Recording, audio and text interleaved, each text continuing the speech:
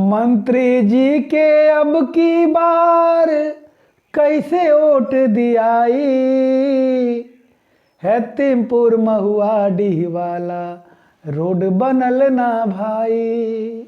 महुआ डी हैतिमपुर वाला रोड बनल ना भाई। हमनी के जवार में एगो सड़क बा हैतिमपुर से महुआ डी जाए वाला 15 किलोमीटर लंबाई के सड़क बा। करीब 25 गांव वो रास्ता से आवे जाला। देखत देखत जब नाई सहायल है तब कहे के पड़ता, मंत्री जी के सोचा कैसे अब की वोट दियाई। हैतिमपुर महुआ डी वाला रोड बनल ना भाई। कि महुआ डी हैतिमपुर वाला सड़क बनल ना भाई। बरमेहिया भटनी दादन और ही से आगे जा पड़ौली सहवा जंगल बेलवा लगवा पे। 20 गांव के लोग रोवत कहिया ले आई जाई। कि 20 गांव के लोग रोवत कहिया ले आई जाई। सोचा मंत्री जी के कैसे अब की वोट दियाई। मंत्री जी के सोचा कैसे अब की वोट दियाई।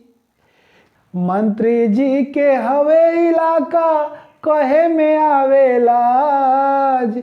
उनका त कुछ फर्क न बाटे कल जैसे वैसे आज। हाथ टूटल बा मुंह फूटल बा कई जाने भैले घाही। हैतिमपुर महुआ डी वाला रोड बनल ना भाई। सोचा अब की मंत्री जी के कैसे वोट दियाई। हैतिमपुर महुआ डी वाला रोड बनल ना भाई। पूछले पर कहेले कि आज बनी कल परसों। बात के पक्का ना बाने हंस के टरले बरसो। हरदम चलता ना चली आइल बायब की दाई। 5 साल बाद पब्लिक के जनता के दाई आवेला मंत्री जी के कब ले चली। हरदम चलता ना चली आइल बायब की दाई।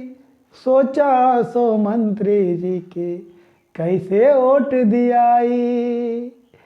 हैतिमपुर महुआ डी वाला रोड बनल ना भाई। जयराम जी के गीत अच्छा लागत होके तो शेयर करी। अपनी क्षेत्र के समस्या बा